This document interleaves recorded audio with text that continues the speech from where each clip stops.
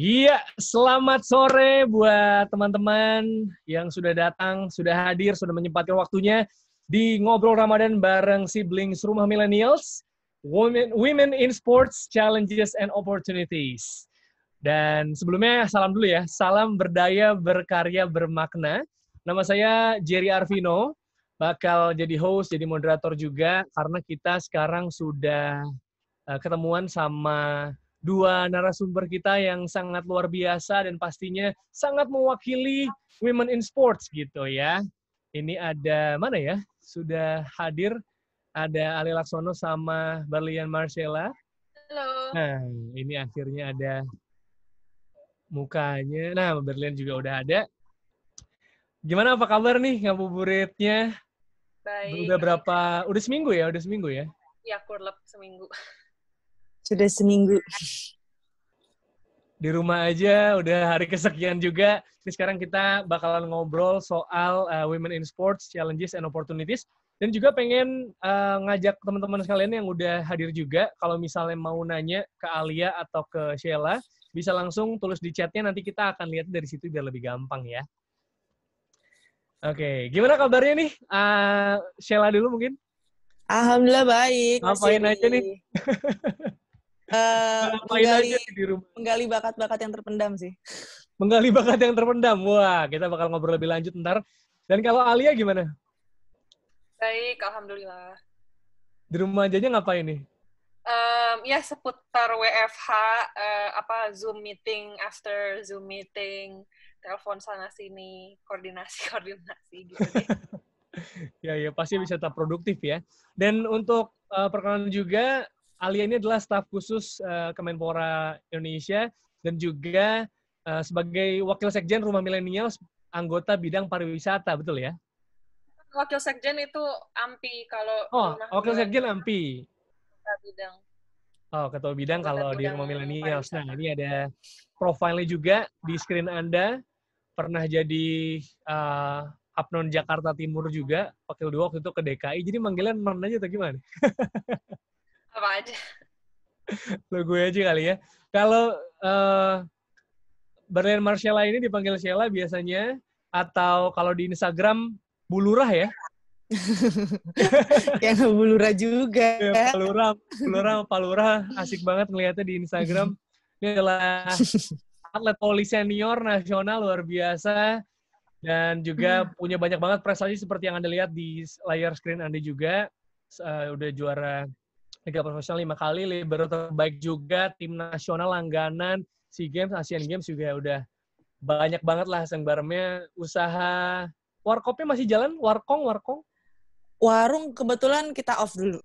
Karena lagi kondisi kayak gini ya? Iya. Oke. Dan kalau dari Sheila dan juga Alia, kalau ngedenger ini kan judulnya nih, Women in Sports, Challenge and Opportunities. Itu kebayangnya gimana sih? Maksudnya ngelihat secara general dulu ya, sebelum kita masuk ke pertanyaan nih, ngelihat wanita di olahraga. Kalau Sheila kan dari segi atletnya gitu ya, atlet wanitanya. Kalau Alia mungkin dari pihak staf khusus Kemenporanya ngelihat perkembangan atlet Indonesia, khususnya atlet wanita. Siapa dulu, Mbak Alia dulu? Silakan. Gantian. Sebagai atlet. Kalau di aku sih, di perkembangan atlet sendiri sekarang untuk perempuan sudah jauh lebih baik dan lebih meningkat. Apalagi sekarang juga kan perempuan saat ini sudah bisa menunjukkan taring, dalam arti mereka nggak hanya berprestasi di olahraga saja, ternyata mereka masih mengecam, bahkan beberapa juga ada yang pendidikannya juga nggak di situ-situ aja, mereka ngambil S1, S2 gitu loh. Jadi menurut aku sih udah jauh lebih baik, dan kita juga sudah hampir setara, bahkan udah setara dengan dengan pemain-pemain pria juga, dari mungkin salary dan lain-lain, ada prestasinya juga sama sih. Kalau dari Alia? Jadi kalau dari aku kan di Kemenpora baru akhir pertengahan Desember kemarin, karena Pak Menteri yang sekarang Pak Zainuddin Amali juga baru dari Oktober akhir November awal gitu menjabatnya. Nah kalau dari selama beberapa bulan saya di Kemenpora kan kadang-kadang suka rapat sama cabang olahraga apa segala macam, itu masih male dominated pengurus-pengurus cabang olahraganya, tetapi sudah banyak perempuan, banyak yang jadi ketua cabang olahraga gitu-gitu. Jadi saya senang lah kalau misalnya banyak pemimpin dan pengurus yang perempuan, nanti pasti akan menarik lebih banyak atlet-atlet muda yang perempuan untuk join gitu, untuk jadi atlet juga. Terus juga saya sering udah beberapa kali wawancara gini sama atlet-atlet perempuan, banyak yang membagi waktu gitu antara jadi ibu rumah tangga dan jadi atlet, dan menurut aku itu kayak hebat banget gitu, bisa bagi waktunya antara bertanding, latihan di mana, kompetisi di mana, tapi masih bisa ngurusin rumah tangga. Jadi menurut aku kalau jadi kalau perempuan jadi atlet itu tuh keren banget. Itu dia, karena kalau tadi kan Sheila ngomongnya dari segi menempuh pendidikan lain gitu ya, atau mungkin usaha lain. Nah, kalau Alia mungkin ngebahasnya soal perannya ya, jadi punya peran itu beberapa dan lebih luar biasa lagi kalau wanita jadi atlet ya. Oke, terus tapi ini deh, gue penasaran, ini gue lo aja ya biar lebih enak ya. Gue penasaran deh, dulu berarti kalau kita ngomongin historinya gitu, dulu Sheila kenapa sih kok jadi atlet voli gitu? Maksudnya kan pasti ada banyak pilihan yang lain gitu, misalnya atlet apa, atau mungkin kayak cabang olahraganya juga beda-beda, atau mungkin pilihan hobi yang digelutinya gitu. Kenapa sih waktu itu dulu, kayaknya main volley deh, terus akhirnya lanjut sampai sekarang? Jadi sebenarnya sih lucu aja waktu di awal banget masih sekitar SD, TK juga kan ikutnya sanggar-sanggar Pragawati dulu tuh sebenarnya. Terus pas saat itu mama papa kebetulan juga atlet voli kan, ada pertandingan, nah akhirnya mau nggak mau karena di rumah sendirian, akhirnya aku ikut di sana. Aku tuh kayak penasaran dengan bola voli, aku mainin, terus aku juga sampai ke lapangan ke tengah. Terus juga akhirnya mama ngelihat nih anak punya bakat, hampir semua orang bilang nih anak punya bakat gitu. Nah mulai masuk SD, kan bola voli juga di rumah banyak banget sebenarnya. Dimainin lah sama aku sampai akhirnya aku matang sendiri gitu loh. Nah di situ akhirnya dimasukin klub sama mama. Nah udah masuk klub terus ikut kejuaraan, dapatlah juara, dapat duit. Nah di situ aku mikir kalau gue main lagi tambah tinggi kan duitnya tambah besar gitu. Oh jadi dari kecil ya. Tapi berarti ini ya, berarti darah atletnya ngalir dari orang tua juga ya? Iya. Oh, tapi kalau posisinya akhirnya kan sekarang dikenalnya dan maksudnya sangat luar biasanya jadi libero gitu. Itu sempat ada perpindahan posisi gitu nggak sih? Sebenarnya pas jadi spiker pun aku sempat jadi spiker terbaik dulu. Spiker terbaik 2 kali. Ya. Di ajang senior. Terus udah gitu pas akhirnya pindah ke libero itu 2009 karena cedera lutut. Gitu. Pindah ke libero, terus dilatih sama pelatih Cina. Semakin matang akunya. Nah di situ waktu itu sih memang salary-nya masih kecil gitu. Cuman selang 3 tahun 4 tahun terus aku menjadi libero terbaik, fantastis sebenarnya habis itu. Yeah. Kalau udah dapat piala, dapat gelar biasanya ngaruh tuh ya sama salary. Iya. Oke, kalau Alia ini menarik ya. Jadi sebagai representasi perempuan gitu di Kemenpora juga, dan pastinya menampung aspirasi banyak anak muda, banyak atlet muda juga. Kalau gimana perjalanan ini bisa sampai situ? Maksudnya kayak apakah memang passionate sama olahraga, terus juga gimana akhirnya bisa end up di status Kemenpora? Ya, kalau passionate sama olahraga itu lebih pas SMP SMA ya, itu rajin banget. Karena kalau main apa dulu? Kalau di sekolah kan banyak timnya kan, jadi dulu aku mainnya sepak bola, bukan futsal, aku nggak bisa main futsal, main sepak bola. Terus tapi pas kuliah jadi jarang karena aku kan kuliah di luar negeri, terus kayak kalau main sama bule tuh serem karena mereka tinggi dan nggak berani aku. Malah Amerika bagus loh bolanya loh. Iya, cuman kayak nggak berani aja gitu. Kayak gue kecil, pendek, Asia, gue kayak nggak berani. Jadi kayak dulu malah lebih nyobain olahraga yang lain-lain gitu. Kalau main volley di Amerika, oh my god, 180 cm ke atas, kayak 2 meter gitu, kayak tinggi pemain basket. Nggak bisa. Jadi gue olahraganya lucu-lucuan aja. Terus bisa jadi staf khusus itu sebetulnya udah pengen banget jadi staf khusus udah lama. Dari jauh sebelum Presiden Jokowi announce dia mau menunjuk 7 staf khusus milenial, dan posisi staf khusus tuh jadi kayak ngehits banget dari jauh dari sebelum itu.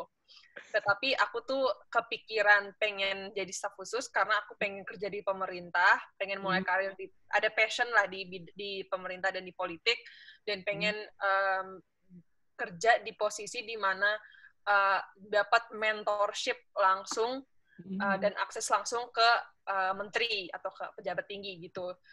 Karena kebetulan kalau dapat mentorshipnya jadi kayak bukan kerja doang, tetapi ya diajarin gitu loh, bagus aja buat karir ke depannya kan, kalau ada mentor. Nah, terus alhamdulillah banget ditawarin langsung sama Pak Zainuddin Amal. Jadi staf khusus. Jadi juga bisa nyerap si ilmunya juga ya? Ya, juga networknya luar biasa banget pasti. Iya, tapi ada mentorship yang nyerap ilmunya. Jadi pengalamannya, jadi kalau aku sudah selesai jabatannya di sini, skills, knowledge, dan experience-nya tuh lebih luas gitu loh. Bukan saja kerja aja gitu. Nah, mungkin ada teman-teman juga yang bertanya-tanya nih sebenarnya. Tapi kan biasanya mungkin baca di media atau gimana. Nah, ini karena ada alenya langsung mungkin mau nanya juga. Kalau misalnya staf khusus itu, misalnya terutama ini Kemenpora ya, dalam hal ini salah satu kementerian gitu, itu sebenarnya ngapain sih?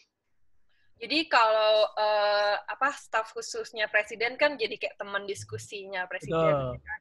Ya kita juga jadi teman diskusinya Pak Menteri, tapi kalau teman diskusinya Pak Menteri itu kayak hampir semua pejabat di Kemenpora juga pasti dapat kesempatan untuk berdiskusi sama Pak Menteri, karena kebetulan juga jumlah staf di Menpora tuh nggak sebanyak di kementerian-kementerian lain. Jadi kita pasti akan dapat kesempatan untuk berdiskusi sama Pak Menteri.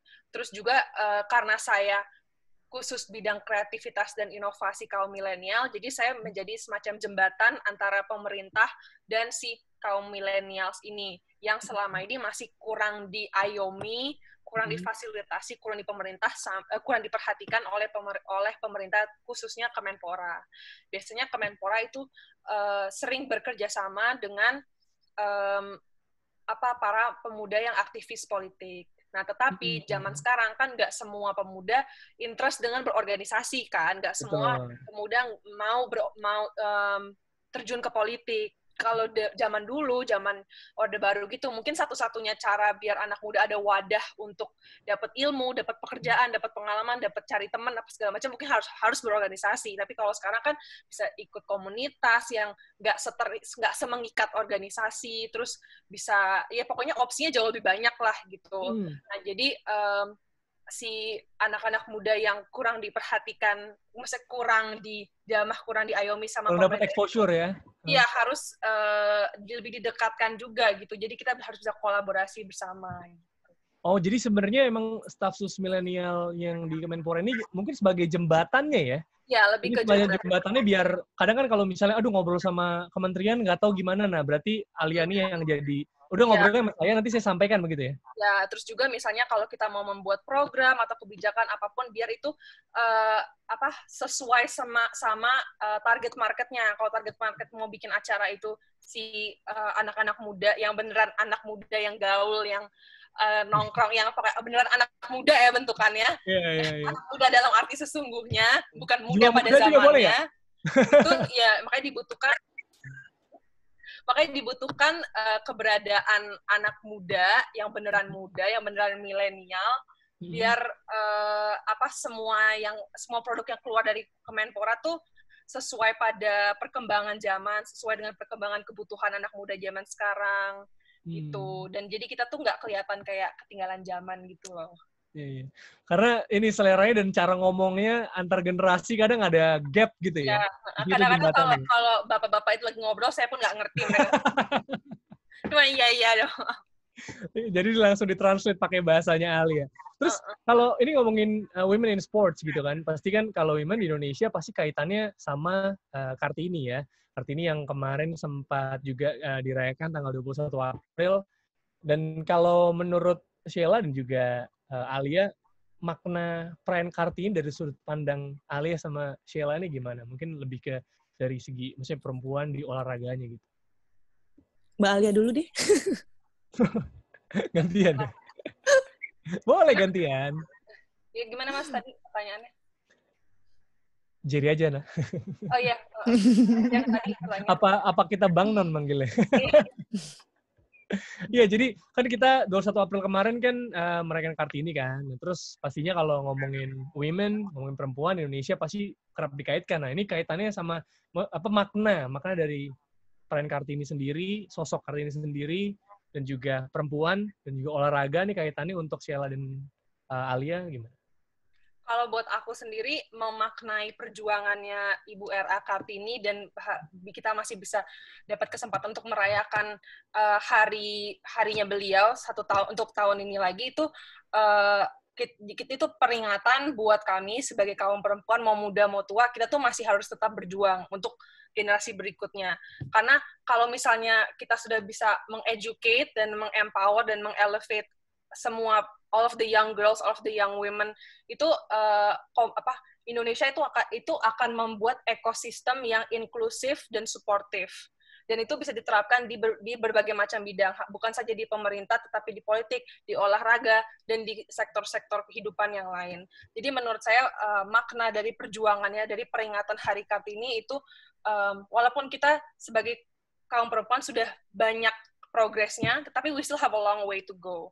Masih belum dianggap 100% equal. Kalau orang udah ngomong equal pun kadang-kadang masih ada aja kayak senggangnya gitu antara perempuan dan lelaki. Dan mungkin kita nggak bisa 100% equal, tapi at least kita nggak dianggap saja istri orang atau anak orang. Manis gitu ya? Ya, pemanis acara. Tapi kita tuh actually ada valuable input, valuable role, ada kita tuh actually penting gitu loh, dibutuhkan, bukan saja untuk mengisi kuota, untuk pemanis acara, tapi our presence is actually needed gitu. Wah, luar biasa. Ini kalimatnya bisa jadiin quote semua nih. Terlalu tinggi, aku nggak ngerti. Luar biasa. Tapi kalau tadi kan ngomong soal misalnya valuable input gitu, dan maksudnya dianggap punya peran yang penting gitu. Nah, ini sudah tergambar banget sama sosok atlet yang satu ini nih ya. Karena banyak banget gelarnya, suka jadi panutan juga gitu. Karena gue sempat bareng sama Sheila juga waktu itu ya, kita di tayangan Live Volley waktu itu, turnamen volley tapi dari junior ada juga ya Sheila waktu itu ya. Iya, dan aku hostnya Mas Jerry, komentatornya kan. Iya, kita lu sempat bareng, dan memang atlet-atlet junior juga mungkin menjadikan Sheila sebagai panutannya gitu. Wow. Gimana Sheila kalau ngelihat dari makna Kartininya nih? Kalau aku sih lebih kayak menggambarkan perjuangannya seorang Kartini dengan dia tetap nyari ilmu. Terus kalau misalnya aku menggambarkan dari diri aku, kayak misalnya dulu aku sempat cedera, gimana caranya aku bangkit, aku nggak mau menyerah gitu.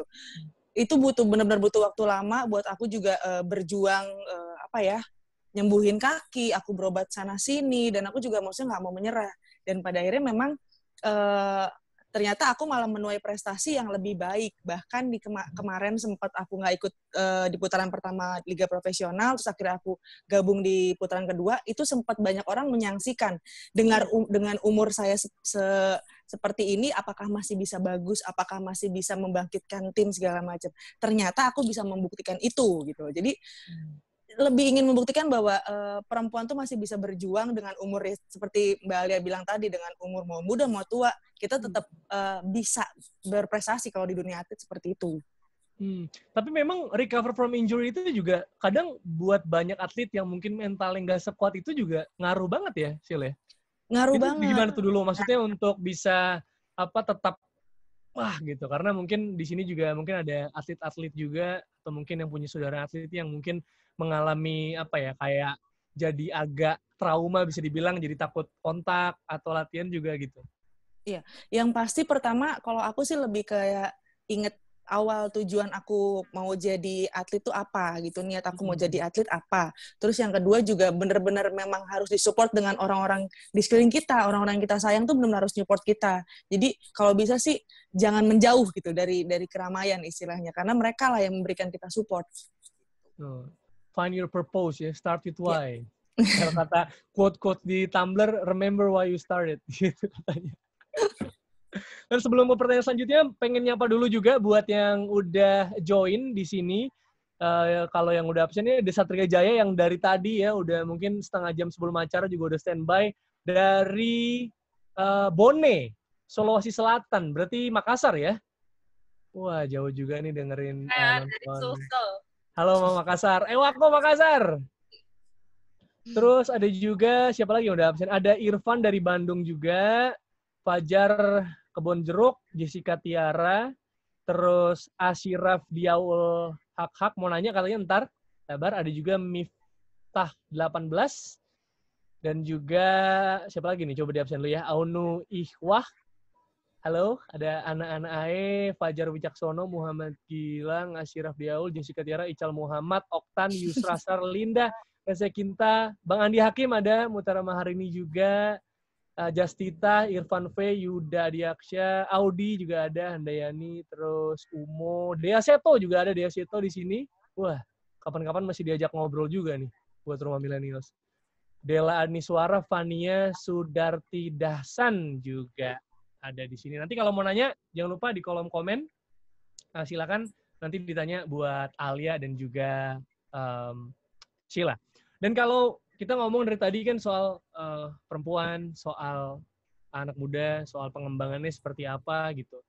Pastinya juga ada banyak tantangan-tantangan yang bisa bikin tadi misalnya Alia bahas soal equality, gender equality gitu ya. Pasti ada tantangan-tantangan dan nggak cuma itu aja gitu. Nah, kalau menurut Alia dan Sheila, sebenarnya apa tantangan yang sudah dilihat dan dirasa ada dan nyata gitu di pengembangan karakter, kalau untuk Alia mungkin untuk anak muda Indonesia, khususnya perempuan secara umum. Kalau Sheila mungkin buat pengembangan atlet perempuan gitu. Tantangannya apa, masalahnya apa, biasanya yang mesti kita benerin bareng-bareng. Kalau di perempuan sih tantangannya sebenarnya banyak banget. Yang paling kerasa sih lebih kayak misalnya namanya perempuan kan selalu menggunakan perasaan. Ya. Jadi terkadang kalau misalnya ada pembinaan atau pelatihan yang sekarang saya rasakan tuh kebanyakan atlet muda sekarang, apalagi perempuan, ketika misalnya mereka melakukan kesalahan terus ditegur atau dimarahin sama pelatih segala macam, yang ada mereka lebih yaitu menggunakan perasaan, tidak menggunakan logika. Dan yang ada juga kadang ada beberapa yang kabur untuk tidak melanjutkan seperti itu, yang sebenarnya tantangan seperti itu yang seharusnya tidak terjadi untuk kaum perempuan gitu. Padahal kan sebenarnya kalau kita dengan logika, kita mencari tahu titik positifnya apa, sebenarnya itu baik buat kita ke depannya. Jadi biar ini ya, kalau bisa dibilang kalau anak sekarang jangan gampang baperan lah ya, gitu ya. Iya, betul banget. Kalau misalnya kayak contohnya Sheila gitu kan, beberapa kali kan kalau di kita tuh suka dilempar bola misalnya, atau dipukul bola. Bahkan dulu pas zamannya Sheila tuh dilempar sendal. Terus Sheila juga pernah ditampar saat itu lagi kejuaraan Popnas 2004 kalau nggak salah di daerah Makassar waktu itu. Nah itu Sheila di tengah-tengah pertandingan, kalau misalnya orang bilang sih ditoyor atau ditampar, aku bingung lah. Jadi diginiin gitu lah. Nah, tapi yang menurut saya itu malah jadi motivasi buat Sheila gitu loh. Contoh kecil sih sebenarnya gitu. Iya. Jadi lebih ke mentalnya sebenarnya ya. Iya. Untuk bisa mental lebih baik. Nah, kalau dari sisi Alia nih, lihat ini secara general ya kan, yang biasanya berhubungan juga dengan banyak orang, banyak anak muda, khususnya millennials gitu ya. Tapi dalam hal ini mungkin perempuan ya secara general. Kalau tantangan utama buat perempuan, tadi seperti saya sudah jelaskan, itu dianggap serius dan dianggap kompeten, dianggap bukan saja pemanis acara, tapi an actual human being yang memiliki kepikiran, memiliki perasaan, dan memiliki nilai dan kapabilitas yang bisa dikontribusikan ke bidang apapun. Itu salah satu challenge pertama. Challenge yang paling susah yang menurut saya buat kaum perempuan, apalagi kaum perempuan yang masih muda, yang untuk kita buktiin ke orang. Nah, kalau buat pengembangan karakter buat pemuda secara keseluruhan, menurut saya yang masih kekurangan itu terkait kedisiplinan sama konsistensi. Anak muda itu energinya banyak kan, dan pengen kayak aku pengen ini, pengen itu, pengen mengubah dunia, kayak semangat. Dan obviously semangat itu bagus dan memang dibutuhkan. Kalau misalnya nggak ada semangat ya kita nggak niat ngerjain apa-apa. Cuman kadang-kadang saking semangatnya, saking kayak pengen multitask, pengen cepet, pengen ini, pengen itu, jadi kita nggak disiplin dan nggak konsisten. Nah, jadi orang tuh seringkali menganggap anak muda mau perempuan mau laki tuh nggak hanya mengisi kuota atau nggak bisa serius, ya itu karena kita tuh kita masih kurang disiplin, masih kurang konsisten. Dan menurut saya itu dua personality trait yang sangat dibutuhkan untuk ditanam di jiwanya anak muda. Dan lewat olahraga seperti jadi atlet kayak Mbak Berlian itu bisa banget diajarin disiplin dan diajarin konsisten. Karena kan kalau atlet kan kayak harus bangun pagi, harus latihan berapa kali seminggu, di rumah pulang masih harus workout, harus ini, harus itu. Jadi menurut saya kedisiplinan dan konsistensi itu juga yang suatu hal yang masih kurang, tetapi masih sangat butuh untuk didorong buat anak muda. Karena memang itu kan katanya usaha tidak akan mengkhianati usaha tidak akan gimana? Hasil tidak akan mengkhianati usahanya gitu. Gue tidak suka kebalik-balik. Iya. Ya kayak gitu karena memang sama aja ya. Maksudnya Alia Laksono di posisi sekarang ini dan juga Berlian Marshall di posisi sekarang ini pasti orang lihatnya kayak wah udah keren nih, wah udah enak nih, pasti apa ini itu gitu. Cuma yang nggak dilihat adalah perjuangan-perjuangan di belakangnya gitu ya. Maksudnya proses menuju Alia sekarang di posisi sekarang, juga Sheila di posisi sekarang yang tadi juga cerita dulu pernah mengalami pelatihan seperti apa tuh yang orang nggak tahu tuh ya, yang netizen nggak tahu tuh ya. Jadi akhirnya bisa ngembanginnya dari hal-hal yang memang mungkin dulunya tuh kayaknya susah banget gitu ya berarti. Oke. Terus selanjutnya kalau ini penasaran ya karena ini menarik juga ngobrol sama Kemenpora nih, salah satu perwakilannya, staf susnya pengen tahu banyak juga karena jujur gue juga punya interest di olahraga, mungkin beberapa yang lagi nonton juga. Kalau sebagai perwakilan Menpora nih mungkin udah ngelihat, kan tadi masalahnya tantangannya udah tahu apa. Nah, apa nih kira-kira perubahan yang pengen dilakuin di bidang kepemudaan olahraga untuk mungkin banyak hal, banyak sektor, banyak aspek di olahraga Indonesia dan juga anak mudanya. Dan mungkin apalagi sebagai perwakilan milenial nih, apa mungkin ada aspirasi yang pengen diperjuangin sama Alia?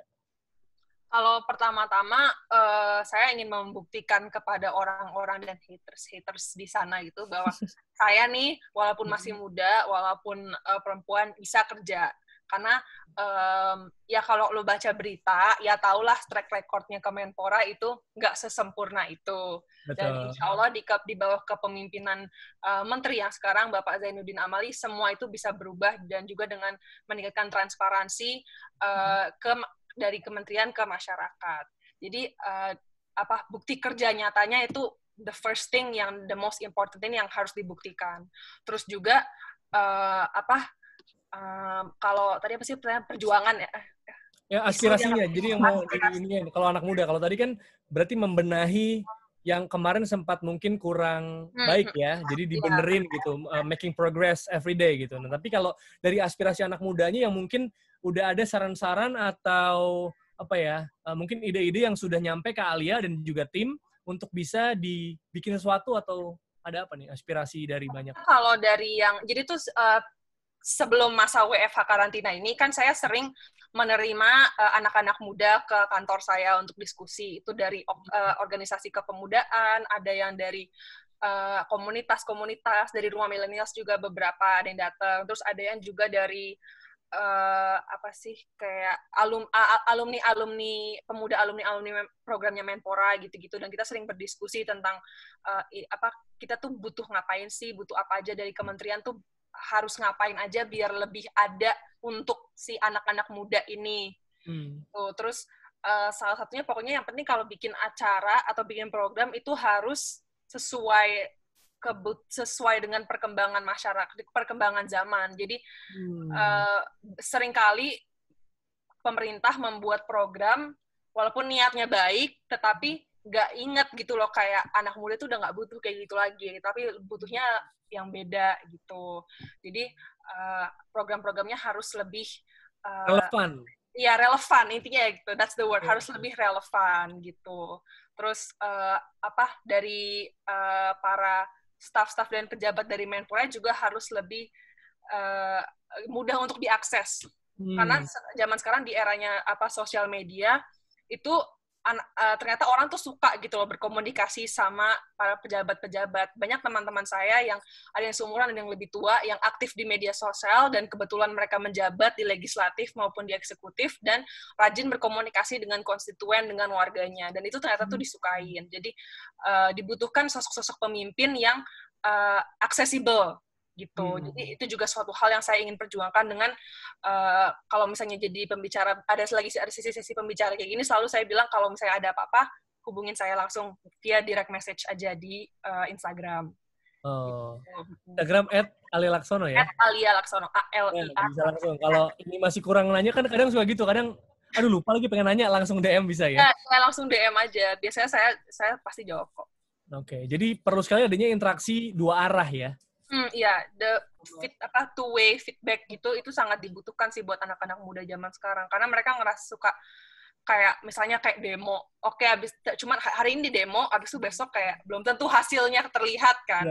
Tapi kalau misalnya ada ruang diskusi gitu virtual, terus mungkin dari virtual bisa jadi bikin agenda jadi ketemu beneran, itu akan lebih menghasilkan sesuatu aja gitu dibanding cuman cuman demo-demo atau berisik-berisik di luar doang. Yang ada cuman emang senangnya interaksi dua arah mungkin anak muda ya, karena kalau di read doang nggak enak mungkin ya. Ya mereka udah biasa. Oke. Dan untuk Sheila mungkin kalau ini Sheila agak beda pertanyaannya. Tadi ini kan sebagai atlet ya. Atlet juga yang tadi saya bilang juga sudah dicontoh sama banyak atlet muda juga yang mungkin melihat dari sosok asli Sheila di lapangan, di luar lapangan, di sosial media gitu ya. Kan ini sebagai atlet influencer juga. Ambasador juga. Ada nggak sih kayak jadi nilai hidup yang didapatkan dari didikan keras dan dari kecil hingga akhirnya jadi atlet profesional sampai sekarang punya nama dan masuk tim nasional yang jadi pegangan dalam hidup juga, nilai-nilai seperti apa? Yang pasti karena aku udah mulai dulu masuk sekolah olahragawan Ragunan dulu aku dari kelas 1 SMP.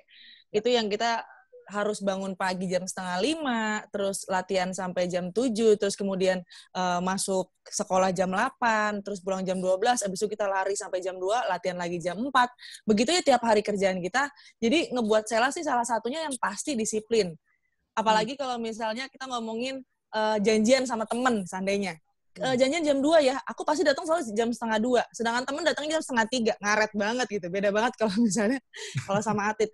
Terus misalnya yang kedua juga ngomongin mental. Kebanyakan atlet sekarang, mungkin atlet yang zaman dulu mentalnya sudah sangat terasah, sudah sangat terlatih. Jadi ketika misalnya kita ketemu masalah atau mungkin ketemu jatuhnya kayak permasalahan lah, kita tahu bagaimana cara problem solving-nya, kita udah paham. Terus juga sekarang juga yang dulu tuh kalau misalnya Sheila ketemu media, Sheila juga diajarin untuk gimana cara public speaking. Terus kesetiaan, loyalitas gitu. Apalagi kalau misalnya kita ngomongin bawa nama negara. Betul. Ketika pas dipanggil SEA Games atau misalnya dipanggil pertandingan-pertandingan yang internasional gitu, yang ada yang di pikiran aku, wah aku bawa nama Indonesia, jangan sampai aku malu-maluin, jangan sampai aku memberikan nama jelek untuk Indonesia ya. Seperti itulah yang menurut aku harusnya jadi anak-anak muda sekarang benar-benar harus bisa belajar attitude juga, dalam arti ya benar-benar harus bisa menjaga sikap. Ya, seperti itulah pokoknya. Dan tadi menarik kalau ngomong soal mental juga pastinya ini ya, kalau tadi apalagi mental bawa nama Indonesia. Yeah. Mental juga untuk menghadapi netizen-netizen ya, karena kan itu kadang bikin down banget nggak sih kalau ada komen-komen yang mungkin nggak enak gitu dibacanya. Tapi itu penting banget pasti untuk atlet ya. Ya jujur Sheila sendiri sebenarnya tipe orang yang selalu membaca komentar. Oh. Sebenarnya lebih untuk ke evaluasi diri sih gitu loh. Cuman terkadang memang ada yang terlalu berlebihan, yang balas bukan aku, pendukung aku jadinya. Oh, jadi biar mereka yang benerin sendiri ya? Iya, dan aku cuma bisa ketawa aja, nggak bisa ngapa-ngapain. Karena menurut aku kalau misalnya aku balas, kalau ketika orang sudah benci, apapun yang kita bicarakan akan tetap benci hasilnya gitu. Jadi Betul. kita buktikan aja dengan prestasi yang aku punya. Katanya yang lebih kejam dari Ibu Tiri, Ibu Jari netizen soalnya. Iya, betul. Benar juga. Ya kan? Oke, sekarang kita coba, karena tadi Ale bilang ada interaksi dua arah, coba kita bikin interaksi juga. Kita pengen jawab-jawab pertanyaan yang udah masuk juga dari teman-teman yang lagi nonton di live-nya Rumah Millennials. Ada Miftah dari Jogja, katanya izin bertanya ke Alia. Di tengah pandemi COVID yang belum pasti kapan berakhirnya, apa terobosan untuk mempertahankan di sektor pariwisata? Mungkin sektor pariwisata Rumah Milenial maksudnya? Terobosan. Mungkin staf susnya Pak Wisnu Tama lebih baik bisa menjawab pertanyaan ini. Cuman saya bantu sedikit karena saya juga suka baca-baca tentang pariwisata. Tetapi dikarenakan kita tidak bisa traveling untuk minimal setahun ke depan, kalau udah bisa traveling pun mungkin tipe travelingnya beda ya, bukannya group traveling yang rame-rame naik bis gitu, tetapi mungkin lebih individual traveling, naik kendaraan sendiri. Terus juga mungkin kayaknya sih sekarang dari sepenglihatan saya itu banyak shift ke virtual augmented reality, virtual reality. Jadi kayak banyak museum-museum yang bikin VR gitu ya. Iya, ya di Google pun kayak nggak harus pakai yang VR camera, yang di mata itu.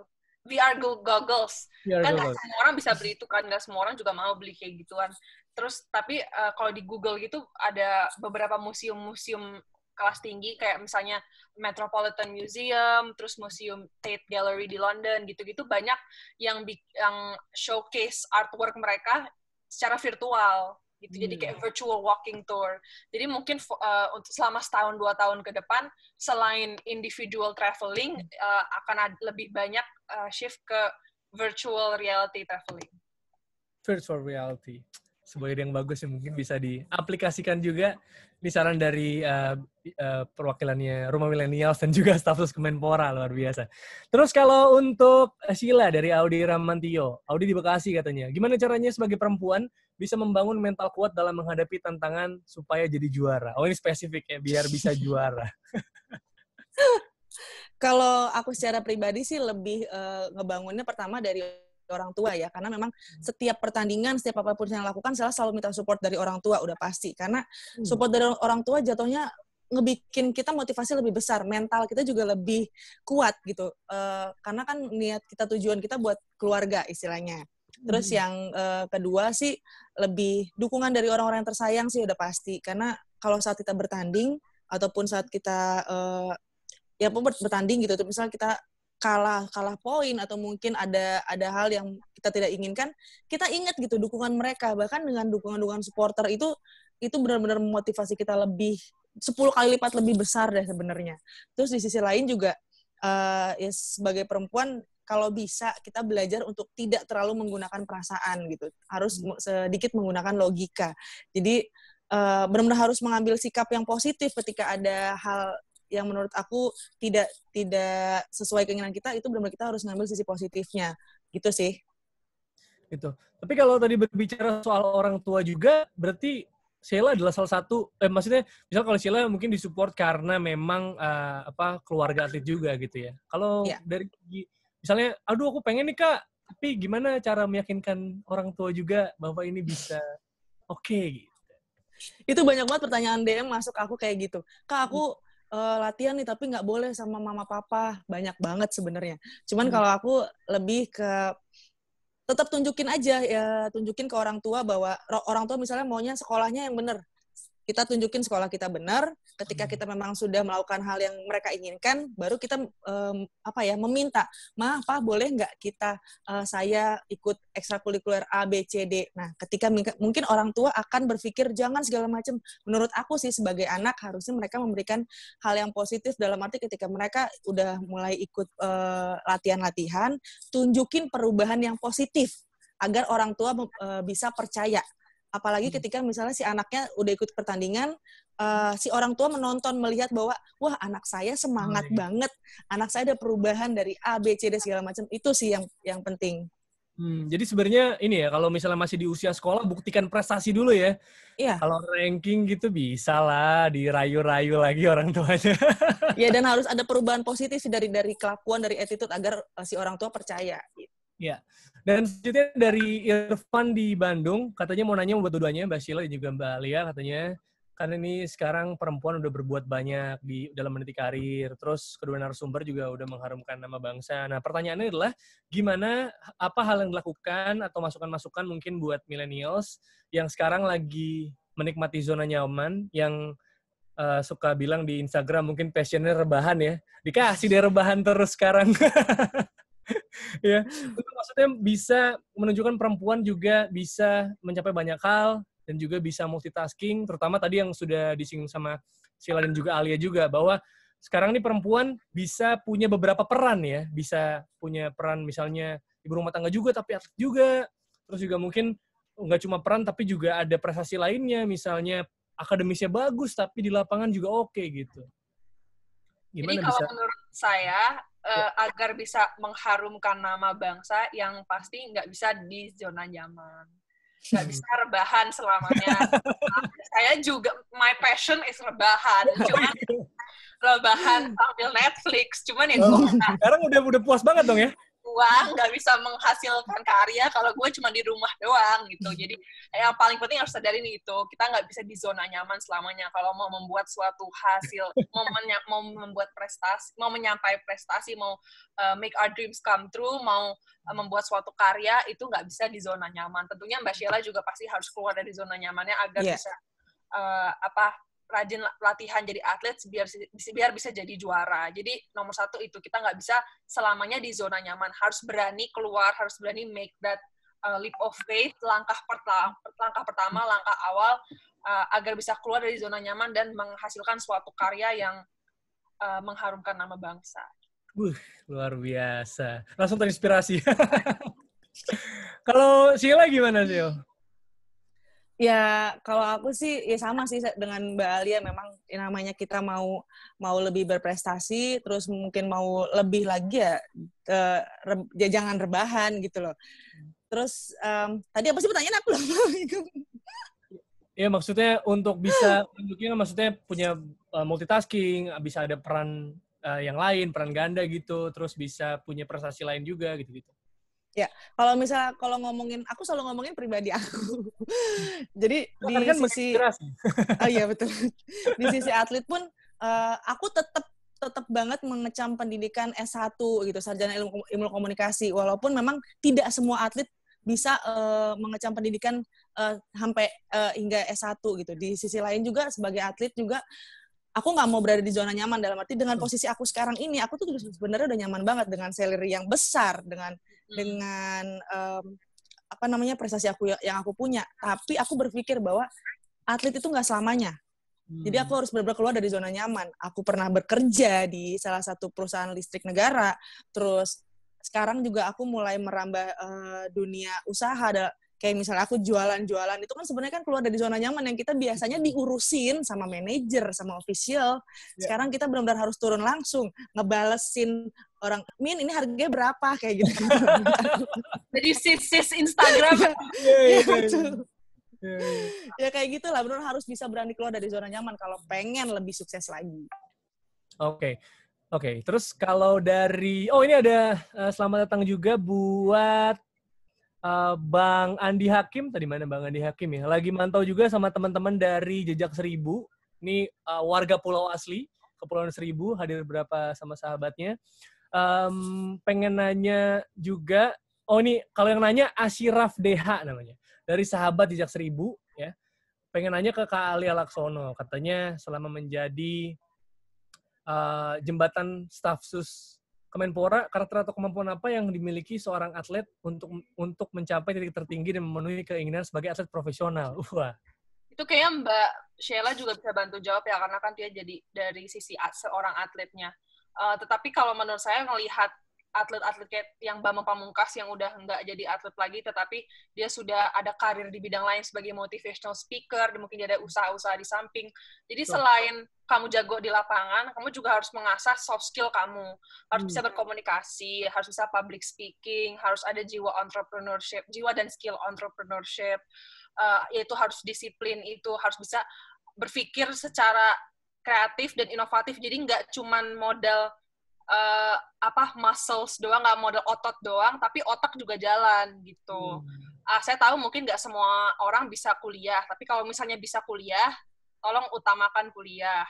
Jadi kuliah jalan, tapi prestasinya juga jalan gitu. Dan juga harus bisa itu skill komunikasi dan jiwa leadership. Menurut saya banyak atlet yang setelah lama training, lama-lama jiwa kepemimpinannya tuh juga jadi menonjol sekali, dan itu juga penting buat kehidupan secara keseluruhan, bukan saja di lapangan gitu. Jadi menurut saya untuk jadi tingkat atlet profesional banget harus ada soft skill yang setara sama physical skill-nya. Nah, itu bisa juga berarti buat Sheila ya. Sama ada sedikit tambahan dari Ical Makassar juga, sekarang katanya profesi atlet kan ada masanya. Apa yang dipersiapkan untuk menghadapi masa pensiun? Nah, pertanyaannya gimana nih? Ya, yang pasti kalau seperti yang saya bilang tadi, jadi sebelum pasti kita juga berpikir bahwa kita mau sampai kapan, mau jadi atlet berapa tahun lagi. Nah, sebelum itu kita sudah harus memikirkan kita mau kemana gitu. Kayak misalnya contoh akhirnya aku merambah bisnis usaha kuliner, terus aku merambah usaha properti, ya seperti itulah sebenarnya. Kalau kita ngomongin Bang Pamungkas juga tadi gitu, saya juga sempat saya agak bangga dengan beliau karena memang dia benar-benar bisa pas di fix momen karirnya, dia harus tahu dia mau kemana gitu loh. Nggak, kan banyak banget atlet tuh yang juara dunia segala macam, tapi ternyata di masa tuanya mereka nggak punya apa-apa gitu. Mereka terlena dengan mereka yang punya saat itu gitu. Dan ya disitulah memang harus benar-benar dijaga di saat kita punya prestasi bagus, kita sudah harus berpikir mau jadi apa ke depannya ketika nanti kita sudah tidak menjadi atlet. Gitu. Ya. Karena memang sebenarnya ada banyak peluang juga ya untuk mungkin menambah pemasukan atau mungkin menambah nama gitu. Karena yang gue tertarik nih dari Sheila itu kan sekarang masih ya jadi brand ambassador sebuah apparel. Ya. Ya masih ya. Jadi memang sebenarnya sekarang juga atlet punya banyak peluang endorsement ya. Jadi sebenarnya banyak atlet yang belum ada di posisi itu, cuma sebenarnya mereka bisa mengeksplor. Mungkin kalau tadi sempat dibahas juga, mungkin sosial medianya ya, biar lebih oke, lebih Instagramable gitu. Iya, karena kan emang apalagi sekarang gitu. Sekarang itu kebanyakan orang, apalagi di dunia atlet ketika ditanya media, bahkan misalnya si A, ayo kita ada wawancara, ada conference sama si A, B, C, D. Duh jangan deh, si ini aja. Nah hal itu sebenarnya harus ada pelatihan gitu buat atlet juga. Jadi mereka juga harus tahu ternyata memang dengan hal seperti itu bisa merubah bahkan mungkin maksudnya bisa dilihat banyak orang, dan itu kan bisa jadi masa depan juga gitu. Oh, luar biasa sekali. Jadi ada banyak peluang sebenarnya kalau bisa berani ya. Tadi mungkin zona nyamannya aku nggak biasa nih di interview, tapi ketika sering muncul, sering ada beritanya, akhirnya bisa nambah nama sendiri sebagai atlet ya. Iya. Betul banget, dan jangan lupain pendidikan sih yang pasti. Itu dia. Dan ada lagi dari Tere ini kalau nggak salah ya, Tere, katanya pertanyaannya untuk Kak Alia, katanya saya sebentar lagi lulus kuliah dan kepengen banget jadi staf khusus Kemenpora seperti kakak. Mungkin nggak sama persis, tapi mirip-mirip lah katanya. Nah kira-kira ngerintis semuanya itu gimana ya Kak? Mau dong cerita perjalanan kakak dari lulus kuliah, capai prestasi apa aja, dan gimana bisa sampai di posisi sekarang. Daftar CPNS aja. Dari Tere. Terus tadi juga ada Miftah, katanya makasih Kak Alia jawabannya, semoga kelak bisa duduk di kursi menteri mewakili anak muda. Amin. Kalau jadi staf inspiring story-nya nih. Kalau staf khusus menteri atau presiden atau siapa itu bisa ditunjuk langsung ya, karena itu kita harus memiliki trust-nya Pak Menteri atau siapapun itu yang meng-hire kita, karena kita jadi semacam think tank-nya mereka. Jadi harus orang yang mereka kenal dan percayai. Jadi nggak ada open recruitment.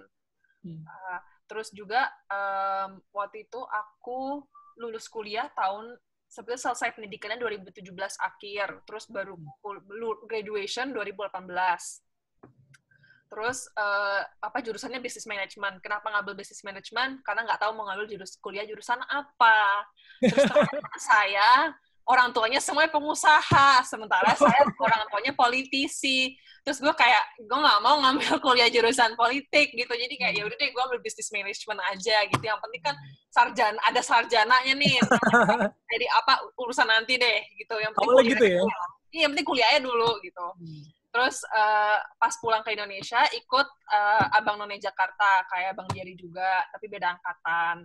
Aku 2018 di Jakarta Timur, abis itu baru ke DKI-nya.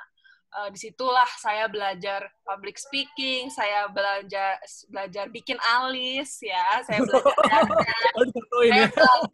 disiplin, banyaklah soft skill dan hard skill yang lebih ke soft skill sih, lebih banyak soft skill dan skill tentang penampilan saya yang saya belajar di situ, dan itu masih saya terapkan di pekerjaan saya. Terus mulai aktif berorganisasi, di organisasi kepemudaan, aktif di partai, banyak, karena aktif di partai dan di organisasi, jadi kenal banyak orang, exposure-nya cukup tinggi, jadi alhamdulillah ditawarin jadi staff sus langsung sama Pak Menterinya. Jadi pastinya ada track record, ada kredensial yang emang dibangun dari lama ya. Maksudnya walaupun awalnya kayak Ali tadi bilang kayak ya udah kuliah aja dulu. Nah, tapi dari situ ternyata bisa mungkin ngelihat banyak hal, ketemenan sama banyak orang, pas sudah balik ke Indonesia juga akhirnya kan ada beberapa organisasi juga yang diikutin ya. Akhirnya bisa ngebawa Alia kayak sekarang. Oke, terus kalau kata Fania, di Yolanda Jakarta, ini mau nanya juga buat Sheila. Katanya mungkin tadi mirip-mirip sama statement-nya Alia tadi. Jadi kita sebagai wanita ada pertimbangan nih, umur, pendidikan, pekerjaan, dan untuk bisa berjalan secara selaras. Nah, gimana cara ngatur supaya bisa berjalan dengan baik dan sesuai harapan? Gitu. Jadi mungkin ngebagi-baginya seperti apa sih, ngebagi waktu dan peran-peran tadi yang sudah diomongin dari tadi, supaya bisa lancar semuanya gitu. Jujur sih sebenarnya Sheila kemarin juga sempat agak dilema, kalau dibilang lancar, nggak lancar banget gitu loh. Karena Sheila sempat benar-benar mundur dari tim nasional waktu itu, tim nasional untuk memperjuangkan pendidikan Sheila waktu itu. Tapi saya tetap jalan di liga profesional. Jadi memang ada sebuah pilihan yang benar-benar harus kita pilih. Jadi kalau bisa dibilang jalan bebarengan, memang sebenarnya agak susah sih. Mungkin menurut aku ya ketika orang bilang, bisa kok jalan berbarengan, memang, tapi ya resikonya mungkin nguras otak, nguras fisik juga gitu. Jadi menurut aku daripada aku bolak-balik dulu kan dari Bogor Jakarta untuk kuliah, lebih baik aku mundur dan aku memperjuangkan kuliah aku. Dan di sisi lain juga sambil aku kompetisi, aku juga menjalankan usaha. Dan ketika memang menjalankan usaha juga bersama orang-orang yang dipercaya gitu. Jadi nggak salah langsung. Jadi menurut aku sebenarnya bisa berjalan dengan baik asalkan memang di-manage dengan baik gitu. Jadi memang pilihan ya. Jadi ya sebenarnya mungkin akan ada pengorbanan yang sadar atau nggak sadar harus dilakuin. Di posisi itu ya, Cil ya? Iya, betul banget. Oke. Dan sepertinya pertanyaan, ada Adrian Papua. Katanya salam dari Jayapura buat Sheila sama Alia ya. Wow. Makassar ada Papua, luar biasa juga ini. Rumah millennials. Terus ini kalau tadi kita ngomongin soal anak muda ya kan, terus perempuan juga. Seberapa optimis maksudnya tentang kualitas pemuda Indonesia, anak muda, dan juga harapan untuk masa depan olahraga Indonesia dari anak muda dan juga dari perempuan, atlet perempuan nih, dari Alia dan juga Sheila? Saya cukup optimis terkait kualitas pemuda Indonesia di masa-masa yang akan datang. Tentunya karena sejauh ini banyak anak muda yang sudah membuat kontribusi dalam bentuk berbagai macam inovasi dan kemajuan di bidang teknologi, komunikasi, dan lain sebagainya. Tentunya tidak bisa dipungkiri perannya pendidikan ya. Jadi menurut saya dengan pendidikan yang baik, dengan lingkungan yang suportif dan positif, menurut saya pemuda Indonesia bisa mengalahi, bisa bersaing dengan pemuda-pemuda di negara-negara maju. Ya, luar biasa. Kalau dari Sheila? Ya kalau dari saya sih sebenarnya optimis karena kan memang perempuan pemuda-pemuda sekarang juga, apalagi kalau ngomongin perempuan gitu ya, sekarang banyak banget pemuda-pemuda juga yang memang kalau bisa dibilang kalau kita ngomongin dari sosial media gitu, mereka sudah banyak membuat konten yang baik, yang positif menurut aku, dan itu juga bisa memotivasi anak-anak muda bisa berprestasi lebih, apalagi kalau misalnya kita ngomongin di dunia atlet. Di dunia atlet sekarang banyak anak-anak muda yang masih sebenarnya mereka tidak tahu harus kemana menyalurkan hobinya mereka kalau di dunia voli. Akhirnya banyak anak-anak muda juga akhirnya mengambil konten bola voli yang kalau kita bisa bilang tuh di kampung-kampung. Tapi ternyata dengan mereka mengupload seperti itu, viewersnya banyak, bahkan menjadi viral dan bahkan dilihat langsung oleh pemain-pemain voli nasional, bahkan official voli itu bahkan bisa memanggil mereka ikut seleksi segala macam. Dan hal seperti itu yang menurut aku sekarang banyak banget anak-anak muda yang bisa mengambil celah untuk bisa berprestasi lagi. Iya, karena viralitas ya biasanya bisa ngaruh juga ya. Saya juga bukan cuma yang main aja, Kak. Saya pernah lihat beberapa memang ada komentator di daerah-daerah itu yang jadi viral banget gara-gara ini ya. Iya, dan itu kebanyakan juga anak-anak muda. Jadi ada banyak sekali peluang yang bisa diambil sama kita semua. Dan mungkin karena ini sekitar 5 menit lagi udah harus udahan nih sesinya. Sayang sekali, Pala masih seru banget. Boleh mungkin closing statement dari Alia Laksono dan juga Berlian Marcella. Silakan mau mengucapkan terima kasih kepada semua kawan-kawan yang sudah meluangkan waktu untuk hadir dengerin saya dan Berlian Marcella bincang-bincang hari ini dipandu oleh Bang Jerry Arvino. Terima kasih, semoga bisa ketemu lagi di lain kesempatan. Dan pada semua perempuan muda di luar sana yang lagi mengejar mimpi sebagai atlet ataupun sebagai apapun itu, keep fighting, keep going, make sure kamu punya ekosistem lingkungan, environment yang suportif, yang positif, yang ingin membantu kamu menjadi nomor 1 di bidang kamu. Jangan tinggalkan pendidikan dan selalu memiliki jiwa kreatif dan inovatif biar nanti nggak ketinggalan sama teman-teman kalian. Nah, itu dia. Mudah-mudahan kalau tadi Alia bilang dilirik sama Zainuddin Amali, mudah-mudahan yang di sini yang tadi pengen dilirik sama Alia Laksono ya. Diajak nanti kalau udah jadi menteri. Oke, kalau closing statement silakan dari legenda hidup voli perempuan Indonesia, Berlian Marcella. Ya, kalau saya juga mau ngucapin makasih banget buat Rumah Milenial yang udah nginvite Sheila, Mbak Alia, Mas Jerry, dan teman-teman semua yang udah nontonin bincang-bincang kita juga. Pokoknya selamat menunaikan ibadah puasa juga. Terus tetap stay at home, tetap mematuhi aturan pemerintah, work from home, dan gali lagi bakat-bakat terpendam yang dulunya mungkin tidak tersalurkan, dan sekarang kan jadi bisa bakatnya masih bisa diasah lagi dan lebih banyak lagi berkumpul dengan orang tua. Dan yang pasti kalau kata-kata mutiara aku adalah don't be old without meaning. Jangan menua tanpa arti, karena tetap kita harus bisa menghasilkan hal-hal positif untuk masa tua kita nanti. Gitu. Apalagi anak-anak muda sekarang. Luar biasa. What a closing statement. Dan sebelum kita akhiri sesi ini, ya mungkin boleh teman-teman yang lagi online untuk nyalain ininya dulu. Boleh tampilkanlah sosok-sosok yang dari tadi nih, biar kita tahu kita ngobrol sama siapa nih. Kita mau foto bareng. Boleh yang lain? Nah, ini dia nih. Sheila sama Alia juga bisa ngelihat jadi yang dari tadi nonton siapa ya. Ayo. Kita akan foto bareng. Bagaimana, Sir Taufan?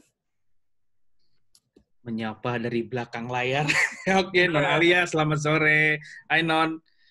terima kasih sudah sharing sore hari ini bareng kita semua. Dan untuk Mbak Berliana, Mbak Sheila, thank you. Salam hangat dari keluarga besar Rumah Millennials.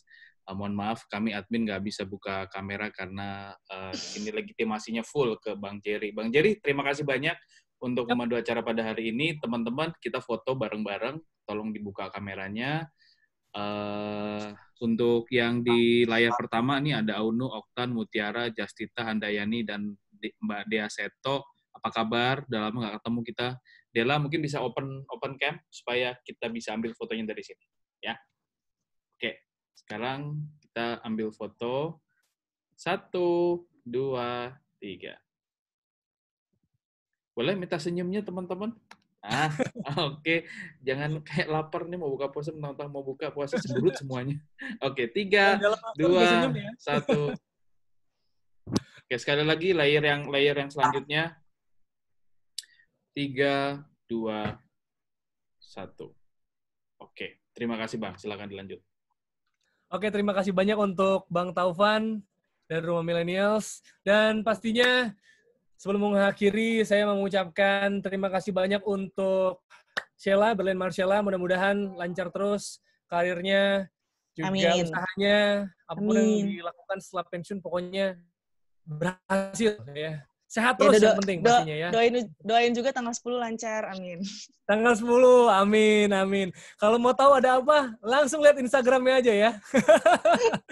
Instagramnya apa, Sheila? Mungkin buat yang baru ngelihat Sheila di sini.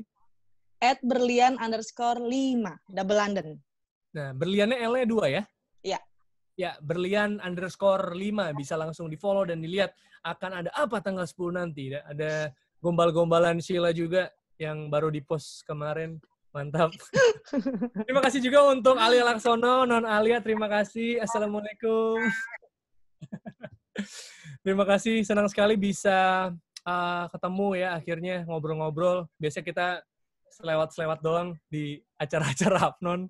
Terima kasih banyak. Mudah-mudahan sehat terus juga, lancar, bisa mewakili aspirasi banyak anak muda, sehat terus, dan seperti tadi doanya salah satu di antara teman-teman, mudah-mudahan bisa jadi menteri dan gantian ngajak. Amin. Amin. Sehat terus, salam buat keluarga. Dan juga, ini ada Dea Seto juga yang bilang, halo semuanya, saya Dea, salam kenal, mohon belum bisa open cam. Terima kasih sharingnya Mbak Sheila dan juga Mbak Alia.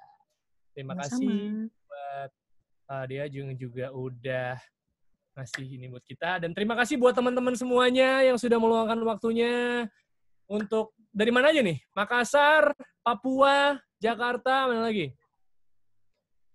Bandung tadi ada ya? Pokoknya dimanapun Anda berada, mudah-mudahan bisa selalu sehat. Kalau biasa saya bilang di Instagram tuh, mudah-mudahan kita nggak cuma stay safe, tapi stay sane ya. Karena itu penting. Silakan, barusan sudah dibuka mic-nya. Boleh ngomong semuanya. Boleh ngomong. Thank you to Mbak Alia dan Mbak Berliana. Kasih tepuk tangan virtual, Bang.